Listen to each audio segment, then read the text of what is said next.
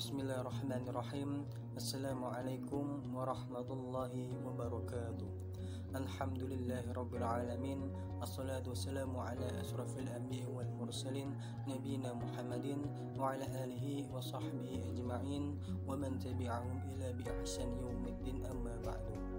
Pertama-tama kita panjatkan puji dan syukur kehadirat Allah Subhanahu wa taala yang karena rahmat serta karunia-Nya lah kita sampai saat ini masih diberi kesehatan baik jasmani maupun rohani, sehingga sampai saat ini kita masih bisa melaksanakan perkuliahan sebagaimana mestinya meskipun masih dalam kondisi daring.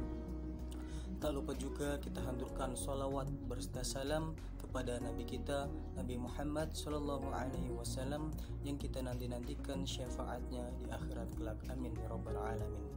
Di sini kami kelompok 4 ingin mempresentasikan hasil daripada tugas kelompok kami dengan judul Landasan Hukum Pidana Perlindungan Konsumen.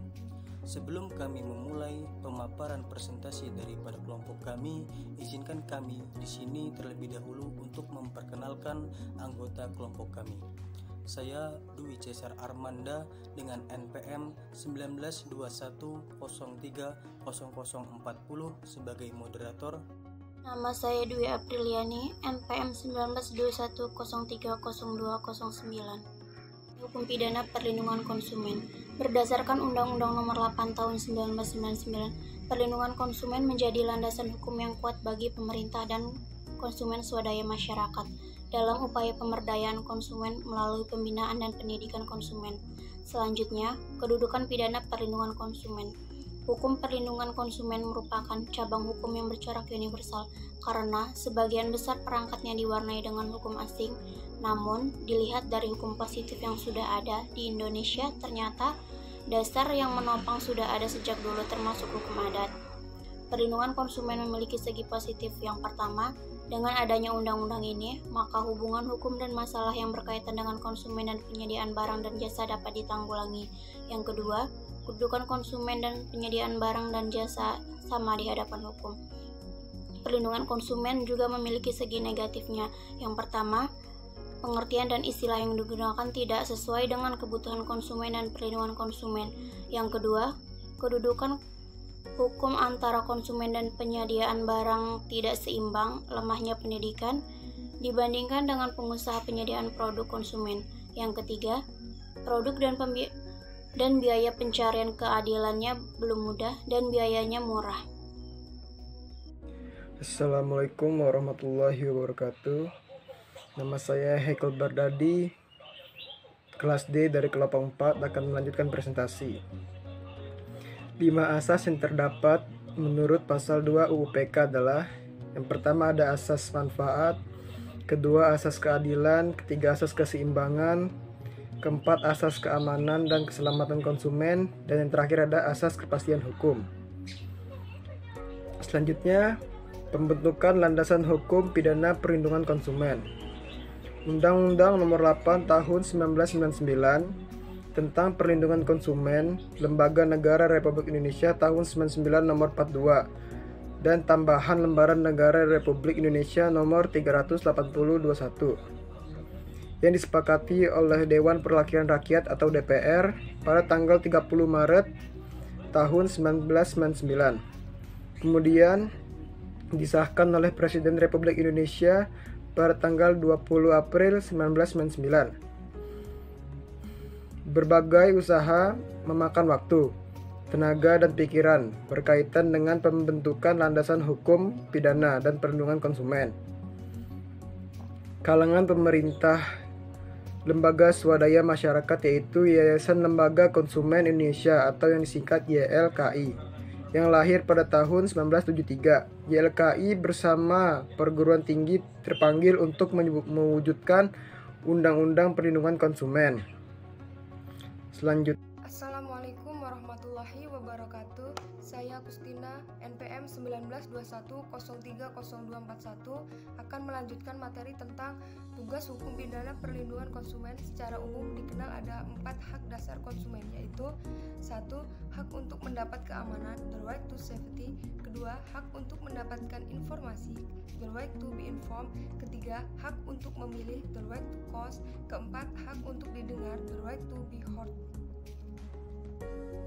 Selanjutnya, dalam pasal 4 Undang-Undang Nomor 8 Tahun 1999 tentang perlindungan konsumen mengatur hak-hak konsumen. 1. Hak atas kenyamanan, keamanan, dan keselamatan dalam mengkonsumsi barang dan jasa. 2. Hak untuk memilih barang dan jasa serta mendapatkan barang dan jasa tersebut sesuai dengan nilai tukar dan kondisi serta jaminan yang dijanjikan. 3. Hak atas informasi yang benar, jelas, dan jujur mengenai kondisi dan jaminan barang dan jasa. 4. Hak untuk didengar pendapat dan keluhannya atas barang dan jasa yang digunakan. 5. Hak untuk mendapatkan advokasi, perlindungan, dan upaya penyelesaian sengketa perlindungan konsumen secara patut. 6. Hak untuk mendapatkan pembinaan dan pendidikan konsumen. 7. Hak untuk diperlakukan atau dilayani secara benar dan jujur serta tidak diskriminatif. 8. Hak untuk mendapatkan dispensasi, ganti rugi, dan pergantian jika barang dan jasa yang diterima tidak sesuai dengan perjanjian atau tidak sebagaimana mestinya. Baiklah, saya Calvina Ruzahro. Di sini saya akan melanjutkan materi yang berikutnya, yaitu analisis. Pengawasan BPOM terhadap produk makanan yang tidak sesuai dengan standar izin edar di kota dan pasar. Dengan visi berusaha memadu segala hal yang dikerjakan masyarakat dunia dengan produk-produk yang dikeluarkan. Yang dilengkapi dengan misi berusaha membantu kehidupan masyarakat di dunia ke arah yang lebih baik dengan mengeluarkan produk-produk yang dapat dipercaya oleh masyarakat, atau disebut dengan the brands you know and trust. Kraft menggambarkan filosofi dari Kraft berusaha menciptakan kehidupan yang lebih baik dengan memegang peranan penting dalam memadu segala hal yang dikerjakan oleh masyarakat dengan produk-produk yang terpercaya. Assalamualaikum warahmatullahi wabarakatuh. Baiklah teman-teman, saya Nabila Febriana akan melanjutkan presentasi yaitu mengenai tentang analisis. Badan POM Kota Denpasar melaksanakan beberapa upaya penyelesaian untuk meminimalisir beredarnya produk olahan makanan yang tidak sesuai dengan standar izin edar.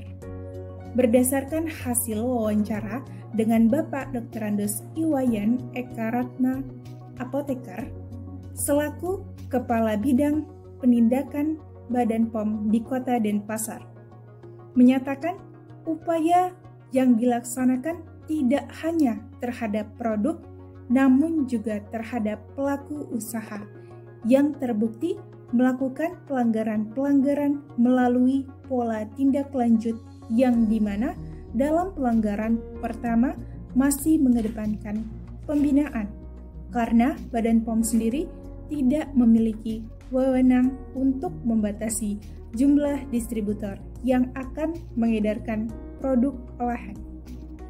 Sanksi hukum terhadap pelaku usaha apabila konsumen dirugikan akibat mengkonsumsi makanan yang mengandung zat berbahaya.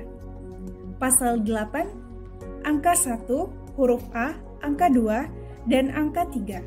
Undang-Undang Republik Indonesia Nomor 8 Tahun 1999 tentang Perlindungan Konsumen menetapkan sejumlah larangan kepada pelaku usaha, yaitu pelaku usaha dilarang memproduksi dan memperdagangkan barang yang dapat berupa persediaan farmasi yang merusak, cacat, atau tercemar dan tidak sesuai dengan standar yang dibutuhkan undang-undang.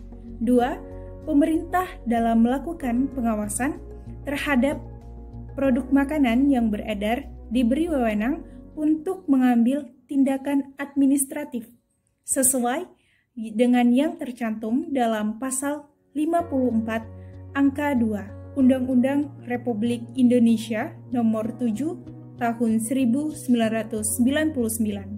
tentang pangan. Tindakan administratif yang dimaksud berupa A. peringatan secara tertulis. B. Larangan mengedarkan untuk sementara waktu dan atau perintah untuk menarik pangan dari peredaran apabila terhadap resiko munculnya pangan atau pangan tidak aman bagi kesehatan manusia. C. Pemusnahan pangan jika terbukti membahayakan kesehatan dan jiwa manusia. D. Penghentian produk untuk sementara waktu. E. Pengenaan denda paling tinggi 50 juta rupiah. F. Pencabutan izin produksi atau izin usaha. Baiklah, dari hasil pemaparan materi kelompok kami dapat diambil kesimpulan bahwa perlindungan konsumen bertujuan untuk membentengi tindakan sewenang-wenangan dan agar pihak pelaku usaha memberikan hak-hak yang dimiliki oleh konsumen sebagaimana mestinya. Piranti hukum yang melindungi konsumen tidak dimaksudkan untuk mematikan usaha para pelaku usaha, tetapi justru sebaliknya. Perlindungan konsumen tersebut dapat mendorong lahirnya perusahaan yang tangguh dalam menghadapi persaingan melalui penyediaan barang dan atau jasa yang berkualitas.